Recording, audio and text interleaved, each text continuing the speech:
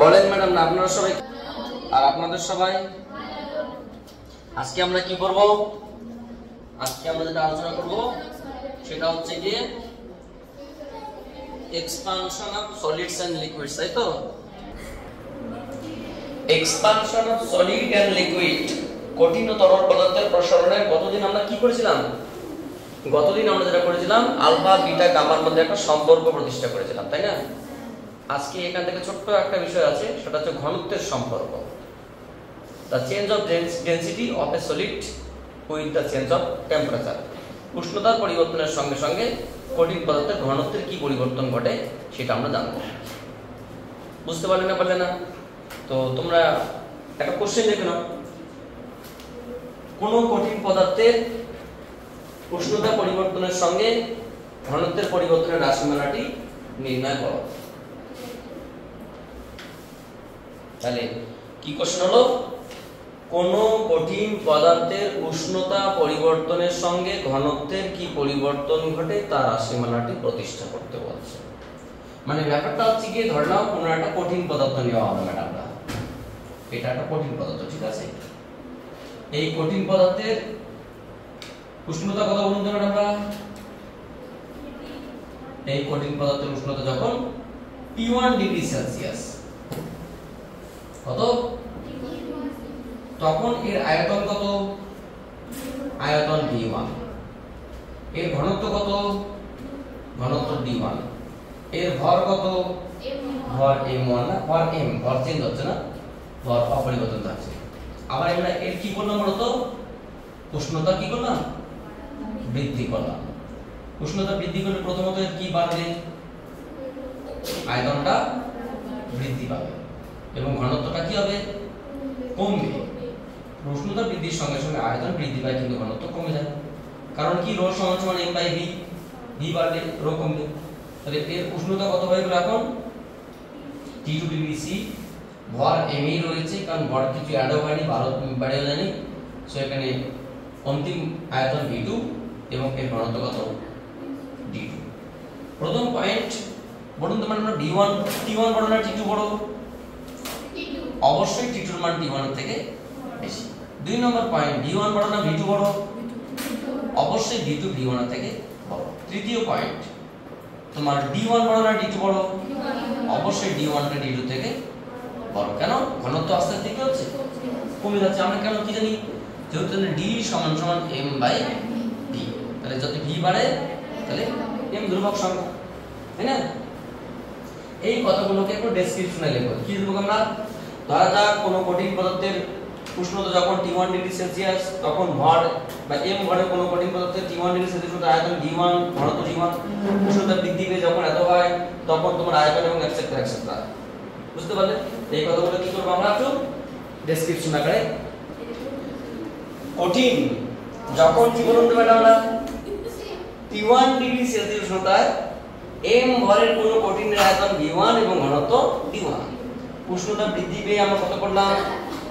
যখন উষ্ণতা বৃদ্ধি পেয়ে T2 ডিগ্রি সেলসিয়াস হয়ে গেল তখন m ভরের কঠিনের আয়তন হয়ে গেল V2 এবং ঘনত্ব হয়ে গেল D2। সেটাই আমরা এখানে বললাম, ঠিক আছে? m ভরের কোনো কঠিনের এত উষ্ণতায় আয়তন V1, ঘনত্ব D1, সো D1 সমান সমান m বাই V1 এবং এত উষ্ণতায় D2 সমান সমান m বাই V2। সো এক দুই থেকে আমরা কি লিখতে পারি? D1 D2 বাই D1 মানে এটাকে আমি এটাতে ভাগ করলাম, তাহলে কি হবে? 1 m by V2 m by V1, so D1 by V2। তাহলে আমরা কি লিখলাম বলতো? অন্তিম ঘনত্ব বাই প্রাথমিক ঘনত্বের অনুপাত। এটা কি আসলে আমরা V1 বাই V2 সমান ইকুয়েশন নাম্বার 3। উই নো, আমরা জানি, কি জানি মানে আমরা বলতো অন্তিম আয়তনের সমীকরণ কি? T2 উষ্ণতায় কোনো কঠিন পদার্থের অন্তিম আয়তনের সমীকরণ আমরা জানি V2 সমান সমান V1 1 plus gamma T2 minus T1। এটা নিশ্চয়ই তোমরা জানো, তাই না? কোন কঠিনের ক্ষেত্রে আয়তন প্রসারণের ক্ষেত্রে অন্তিম আয়তন কত হয়? দিস। আচ্ছা বলুন তো ম্যাডাম আমরা এখানে কি লিখবো? V2 বাই V1, তাহলে কি লিখতে পারি? V2 বাই V1 সমান সমান 1 plus gamma T2 minus T1। তাহলে তুমি আমাকে এবার বলো তো, এবার এটাতে আমি V1 বাই V2 লিখি, এটা উল্টে গেল। 1 by 1 plus gamma t2 minus t1 so এটা ইকুয়েশন 3 এর সঙ্গে যদি আমরা 4 কে কম্পেয়ার করি তাহলে কি পাবো সো ফ্রম 3 and 4 ওকে 3 এবং 4 থেকে আমরা পাই কি পাবো বলুন তো d2 by d1 সমান সমান 1 by 1 plus gamma t2 minus t1 তাহলে এটাকে আমরা কি লিখবো 1 plus gamma t2 minus t1 তারপর টু দি পাওয়ার -1 বা d2 by d1 সমান সমান এটা ভেঙে দিতে হবে তাহলে কি minus gamma t2 minus t1 plus gamma square t2 minus t1 তার হোল স্কয়ার মাইনাস গামা কিউবে t2 minus t1 তার হোল কিউবে plus dot dot dot infinity উচ্চ ঘাতের পদগুলো যদি আমরা উপেক্ষা করি এই টার্মগুলো যদি আমরা বাদ দেই তাহলে কি পাবো বলুন তো ফাইনালি পেয়ে যাব d2 by d1 সমান সমান 1 minus gamma t2 minus t1 বা অন্তিম ঘনত্ব সমান সমান প্রাথমিক ঘনত্ব into 1 minus gamma t2 minus t1 তোমাদের এখানে একটা প্রশ্ন হতে পারে স্যার এই জায়গাটা কি করলে বুঝতে পারলাম না একটা সূত্র আছে তোমাদের দ্বিপদ উপপাদ্য যে চ্যাপ্টার আছে ওখানে একটা বা তোমাদের অসীম শ্রেণী বলে একটা টপিক আছে অনুক্রম শ্রেণী সেখানে একটা সূত্র আছে 1 minus x বা 1 minus x to the power -1 so 1 plus x to the power -1 এই সূত্র কি 1 minus x plus x square minus x cube plus x to the power 4 plus dot dot dot আরেকটা সূত্র আছে এটা এক নম্বর 2 নম্বর সূত্র কি আছে 1 minus x to the power -1 1 plus x square plus x cube plus dot dot তাহলে সেক্ষেত্রে এই জিনিসটার নাম কি বলবো তোমার মানে এটার নাম x তাহলে 1 plus x to the power -1 তাহলে এই সূত্রটা অ্যাপ্লাই হয়েছে তাহলে এটা আসলো এখানে গামার মানটা কি খুবই কম গামার মান ক্ষুদ্র হতো gamma square gamma cube dot dot dot টার্মগুলোকে বাদ দিলাম তাহলে এই মানটা পড়ে থাকলো তোমরা লিখে নাও পুরোটাকে আমি আরেকবার পরিষ্কার করে বলে দিচ্ছি টেনশন কোনো কারণ নেই তাহলে বুঝতে পারলেন বিষয়টা পুরো বিষয়টা তোমাদের একবার বলে দিচ্ছি এটা কোনো একটা কঠিন পদার্থ উষ্ণতা বৃদ্ধি পাওয়াতে তার আয়তন বেড়েছে ঘনত্ব কমেছে এবং ভর অপরিবর্তিত ছিল তখন প্রাথমিক অবস্থায় ঘনত্ব d1 অন্তিম অবস্থায় ঘনত্ব d2 d2 by d1 সমান b1 by d2 এবার প্রশ্ন আমরা জানি কঠিন পদার্থের অন্তিম আয়তন সমান সমান প্রাথমিক আয়তন ইনটু 1 প্লাস আয়তন প্রসারণ গুণাঙ্ক ইনটু d2 minus t1 উষ্ণতা বৃদ্ধি সেখান থেকে v2 by v1 লিখলে এটা লিখতে পারি বা v1 by v2 লিখলে 1 by this এই v1 by v2 কে কান ধরে এই জায়গাটা বসিয়ে দিলাম this equals to this এটাকে আমরা লিখতে পারি কারণ এটা 1 এটা ইনভার্স টু দি পাওয়ার -1 একটু আগে আমি কি বললাম একটা সূত্র আছে 1 plus x to the power -1 এটা কিন্তু এক্সপ্রেস করা হয় তাহলে আসবে কি 1 minus x plus x square minus x cube plus মানে জোড়ের পাওয়ার গুলোতে কি থাকবে প্লাস বিজোড়ের পাওয়ার গুলো থাকবে মাইনাস তাহলে স্যার এখানে মাইনাস থাকে তাহলে কি সবগুলোই প্লাস এখানে কি এটাকে মনে মনে তুমি x ধরে নাও তাহলে 1 plus x to the power -1 so এটা x 1 minus x plus x square minus x cube plus x to the power 4 dot dot dot বলুন তো ম্যাডাম না গামা এর মান কি হয় ক্ষুদ্র হয় যদি আমরা আয়তন লোহার ক্ষেত্রে দেখি 36 10 to the power -6 per degree C তাহলে গামা স্কয়ারটা কি হবে আরো ক্ষুদ্র হবে গামা কিউবটা তাহলে গামা এর মান অতি ক্ষুদ্র হওয়ায় এর উচ্চ ঘাতের পদগুলিকে তুলে দিয়ে পাই কি করে পাই তুলে দিয়ে পাই সো তুলে দিয়ে পাই মানে এটা পাই সো এটাকে d2 সমান সমান d1 ইনটু দিস এটা কি ঘনত্বের সমীকরণ যেটা আমরা আগে লিখেছিলাম ঠিক আছে বই বের করুন কিছু অঙ্ক করছি মানে কঠিনের ক্ষেত্রে আর সেরকম কিছু নেই এমনি কিছু অ্যাপ্লিকেশন আছে তোমরা এমনি করবে তো অঙ্ক করতে করতে আমরা বাকিটা দেখব আমরা এর উপর কিছু অঙ্ক করি নেক্সট ক্লাসে আমরা তরল পদার্থের প্রসারণ নিয়ে আলোচনা শুরু করব প্রবলেম সেট 1 এর 2 দাগের কোশ্চেনটা এর আগে আমরা এক দাগের কোশ্চেনটা পড়েছিলাম তাই না পরে 2 দাগের কোশ্চেনটা পড়তে হচ্ছে 3 মিটার দীর্ঘ একটি লৌহ দণ্ডের উষ্ণতা 0 ডিগ্রি সেলসিয়াস থেকে 200 ডিগ্রি সেলসিয়াস করা হলো বলো পেজ নাম্বার 164 ছায়া প্রকাশনী। আচ্ছা, 3 মিটার দীর্ঘ একটি লৌহদণ্ডের উষ্ণতা 0 ডিগ্রি সেলসিয়াস থেকে 200 ডিগ্রি সেলসিয়াস বৃদ্ধি করা হলো। এই দৈর্ঘ্য বৃদ্ধি ঘটে 7.2 মিমি। লোহার দৈর্ঘ্য প্রসারণ গুণাঙ্ক নির্ণয় করো। এটা ক্লাস 1 এর বাচ্চার কোশ্চেন গো। বলুন তো ম্যাডামরা,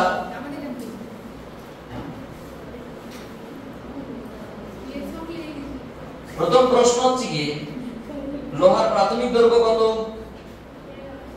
3 মিটার বা 300 সেন্টিমিটার। দ্বিতীয়ত উষ্ণতা বৃদ্ধি কত? ডেল্টা টি সমান, আচ্ছা উষ্ণতা বৃদ্ধি কত? T2 T1। ওরা বলছে অন্তিম উষ্ণতা 200 ডিগ্রি, প্রাথমিক উষ্ণতা 0, তাহলে আলটিমেটলি কত আসলো? 200 ডিগ্রি।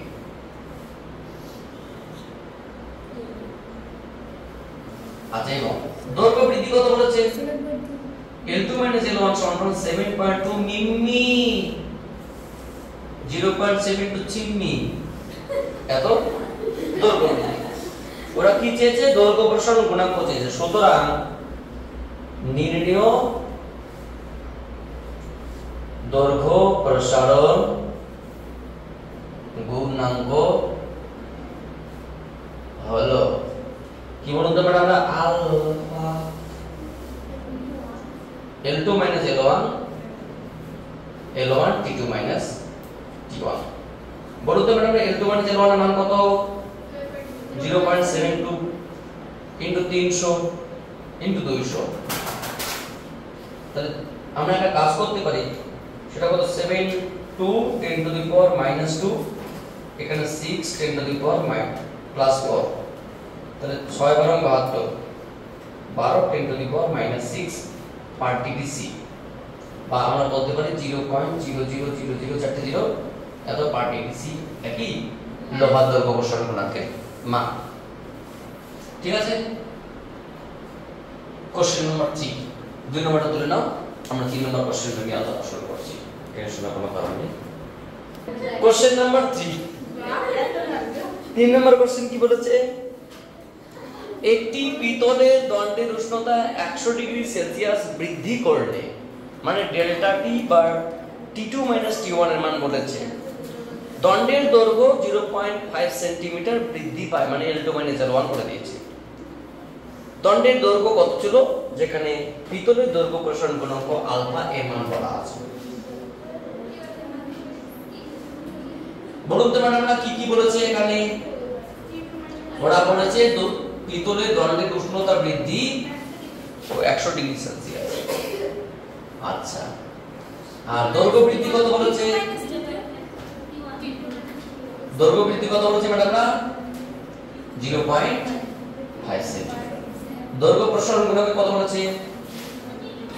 19 হ্যাঁ বলুন। ও প্রিন্টিং মিস্টেক, T2 T1। এটা কত? 19 10 to the power -6 per degree Celsius, তাই তো নাকি? পিতলের দণ্ডের উষ্ণতা বৃদ্ধি 100, দৈর্ঘ্য বৃদ্ধি 0.5 সেন্টিমিটার, তোমার আলফার মান 19 10 to the -6 per degree Celsius দেওয়া আছে, দণ্ডের দৈর্ঘ্য কত হবে? সুতরাং নির্ণেয় পিতলের দণ্ডের দৈর্ঘ্য।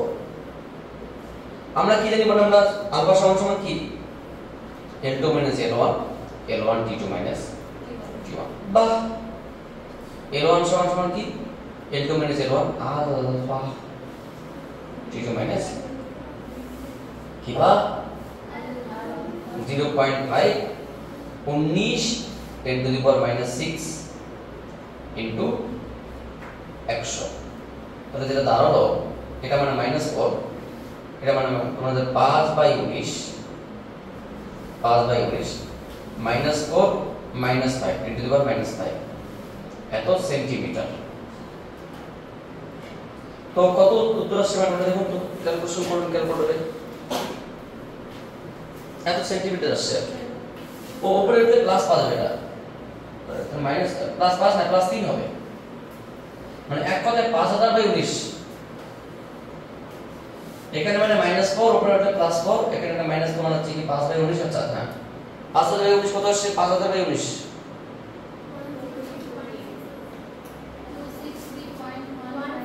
60.157 এত সেন্টিমিটার আছে। অর্থাৎ পিতলের দণ্ডের দৈর্ঘ্য হবে তো, ঠিক আছে? হ্যাঁ ঠিক আছে, ওকে। পরবর্তী কোশ্চেন করছে, তুলে নাও, দেখছি কি করা যায়। কোশ্চেন নাম্বার 4 ম্যাডামরা বলুন কি বলেছে? একটি লোহা ও দস্তার দণ্ডের দৈর্ঘ্য 0 ডিগ্রি উষ্ণতায় যথাক্রমে 25.55 25.5 সেন্টিমিটার। ভালো কথা। কত উষ্ণতায় এদের দৈর্ঘ্য সমান হবে? লোহা এবং দস্তার দৈর্ঘ্য প্রসারণ গুণাঙ্ক যথাক্রমে 10 to the power -10 10 to the -6 30 10 to দি -6। আচ্ছা, বিষয়টা ভালো করে শোনো। দুটো পেন থাকলে বোঝানোর সুবিধা হতো। দুটো পেন ধর না, এখানে দুটো, একটার নাম লোহা, একটার নাম দস্তা। বলুন তো লোহার দৈর্ঘ্য কত? 25.55 সেন্টিমিটার। এর দৈর্ঘ্য কত? একটু কম, দেখো এর থেকে দৈর্ঘ্যটা একটু কম। লোহা ও দস্তার প্রাথমিক দৈর্ঘ্য যখন 0 ডিগ্রি উষ্ণতা তখন 25.55 এবং 25 মানে যখন উষ্ণতা 0 ডিগ্রি সেলসিয়াস তখন লোহার দৈর্ঘ্য 25.55, দস্তার দৈর্ঘ্য 25.5 সেন্টিমিটার। দুজনকে হট করতে শুরু করলাম। যতই হট করছি ততই বাড়ছে, যতই হট করছি, হট করতে করতে করতে করতে একসময় কি লোহাও বৃদ্ধি পাচ্ছে, দস্তাও বৃদ্ধি পাচ্ছে। কিন্তু একসময় দেখলাম কে বেশি বেশি বাড়ছে বলো তো, লোহা না দস্তা? দস্তা বেশি বেশি বাড়ছে, মানে এর প্রসারণটা এর থেকে বেশি। কেন? দেখো এর আলফার মান এর থেকে বেশি দেওয়া আছে, এর 10 10 টু দি -6, এর 30 10 টু দি -6, মানে এর থেকে 3 গুণ বেশি। ফলে এ বৃদ্ধি পাবে, এও বৃদ্ধি পাবে, কিন্তু এর পরিমাণটা একটু কি বেশি হবে। ফলে একটা সময় কি দুজনের দৈর্ঘ্য সমান হবে। ওরা বলছে কত উষ্ণতায় দুজনের দৈর্ঘ্য সমান হবে, মানে অন্তিম দৈর্ঘ্য এরও যা হবে, অন্তিম দৈর্ঘ্য এরও যা হবে, কোনো একটা উষ্ণতায় সেই উষ্ণতার মানটা ওরা চেয়েছে। বুঝতে পারলে না বিষয়টা? তাহলে আমি তোমাকে বললাম সাপোজ এটা তোমার একটা লোহার দণ্ড আছে, ঠিক আছে? এটা ধরো তোমার দস্তা দণ্ড আছে, দস্তা। তাহলে কি লোহাটা দস্তা থেকে একটু বড়, ঠিক আছে? এর দৈর্ঘ্য কত স্যার? L1 I মানে আয়রন, দস্তা মানে কি জিঙ্ক, তাই না? তো এর L1 Z কখন? যখন উষ্ণতা T1 সমান কত? 0 ডিগ্রি। উষ্ণতা বৃদ্ধি করলাম, করতে করতে কোনো একটা উষ্ণতায় লোহার দৈর্ঘ্যটা এটা হয়ে গেল L2 অফ আয়রন, দস্তার দৈর্ঘ্যটাও এটাই হবে, কারণ কি এরা দুজন সমান, L2 অফ Z। তখনকার উষ্ণতা কত ডিগ্রি এটা কিন্তু ওরা চেয়েছে, ঠিক আছে? বোঝা গেল না? যেখানে লোহার দৈর্ঘ্য প্রসারণ গুণাঙ্ক কত বলেছে? 10 10 টু দি পাওয়ার -6। বলুন লোহা এবং দস্তার ক্ষেত্রে কত বলেছে? Zinc 30 10 to the power -6। দেখো বিষয়টা বুঝতে পারলে কিনা? Particle sense. আমি আবার বলছি, যখন উষ্ণতা কত ম্যাডামরা 0 ডিগ্রি, তখন লোহার দৈর্ঘ্য অবশ্যই বলুন তো L1 কত দেওয়া আছে?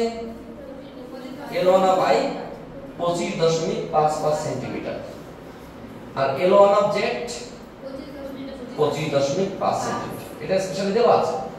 উষ্ণতা বৃদ্ধি করতে শুরু করছি, কোন একটা উষ্ণতায় এর দৈর্ঘ্য তাহলে কিন্তু এর থেকে মানে লোহার থেকে দস্তা কি বেশি বেশি বাড়ছে, তাই তো একসময় সমান হয়ে গেল। এও বেড়েছে কিন্তু একসময় সমান হয়েছে। তাহলে অ্যাকর্ডিং টু কোশ্চেন লোহার অন্তিম দৈর্ঘ্য এবং দস্তার অন্তিম দৈর্ঘ্য কি সমান। বুঝতে পারলেন? কারণ দুজনের দৈর্ঘ্য কি হয়ে গেল। তাহলে বলুন তো আমরা ক্লিক করে এখান থেকে বলুন আমরা কি জানি L2 সমান কি জানি? L2 সমান L1 1 plus alpha T2 minus T1 কে জানা না? এটা প্রত্যেকে জানি। তাহলে এটা কি লিখবো? L1 of iron 1 plus alpha iron T2 minus T1, L1 of zinc 1 plus alpha zinc T2 minus T1। বুঝতে পারলেন না? মানটা যদি আমরা বসিয়ে দেই, সো এটা L1 of iron alpha iron, এটা তো 0 জিরো বসালে কত হবে তোমার হচ্ছে কি alpha iron L1 of iron এবং T2 equals to L1 of zinc alpha zinc এবং T2 কেন স্যার T1 এর মান তো 0 তো এটার সঙ্গে আমরা এটাকে গুণ করলাম গুণ করে এর সঙ্গে গুণ করলাম তাহলে আমাদের কি দরকার T2 দরকার T2 টাকে এদিকে নিয়ে গেলাম স্যার এক কাজ করা যাক এটাকে নিয়ে গিয়ে কমন নেই তাহলে L1 iron minus L1 zinc তাহলে alpha 1 alpha zinc L1 zinc minus alpha iron L1 iron into T2 বা T2 সমান সমান কত এটাই answer L1 iron L1 zinc by alpha zinc L1 zinc minus alpha iron L1 iron তাহলে একটা calculator দিতে পারো সমস্যা নেই আচ্ছা তুমি লিখে দিচ্ছি 25.55 minus 25.5 এটা কি তোমার 30 10 to the power minus 6 into 25.5 minus 10 10 to the power minus 6 25.55 তার মানে যেটা দাঁড়ালো এত ডিগ্রি সি आंसर বুঝতে পারলে কোড করে দেখো কত আসে নালে চেক করতে পারো টেনশন করার কারণে আচ্ছা উপরে 25.55 মাইনাস 25.5 নিচে কত 30 into 25.5 into 10 to the power minus 6 minus এখানে 10 দিয়ে গুণ করে যেটা হবে 255.5 into 10 to the power minus 6 যেটা আসলে 98.13 কত আছে ম্যাডাম আমরা হ্যাঁ ঠিক আছে এটা আছে 98 ডিগ্রি সেলসিয়াস তো তুলে নাও আমরা পরবর্তী কোশ্চেনে আলোচনা করছি টেনশনের কোনো কারণ নেই তাহলে তোমাদের আগামী দিনে কাজ কতটা বলো তো আমরা কতটা করলাম 1 থেকে 3 পর্যন্ত হয়ে গেছে 4 পর্যন্ত হয়ে গেছে 5 থেকে তোমার 10 পর্যন্ত যে কটা অঙ্ক আছে সব কটা তোমার কঠিন প্রসারণের আছে সব কটা অঙ্ক করবে যেটা স্পেশালি পারবে না সেই অঙ্কটা আমি তোমাদের করে দেব আগামী দিন আমরা তরলের প্রসারণ আনুষ্ঠানিকভাবে শুরু করব ঠিক আছে তোমাদের সঙ্গে ছোট করে পরিচয় করে দিচ্ছি তোমরা যদি কিছু বলতে চাও বলবে আজকে তো তোমাদের এখানে মনে হয় বেশ ভালো কিছু প্রোগ্রামের ব্যবস্থা আছে না তোমরা কি সবাই ভালো আছো ম্যাডাম না কি সব বুঝতে পারছো ক্লাস আচ্ছা যাই ঠিক আছে কোনো সমস্যা নেই বুঝতে পারলে ভালো তো কোনো জায়গায় কোনো প্রবলেম নেই এই যে এরা লিখছে খাতা so thank you for watching my video and wait for my next class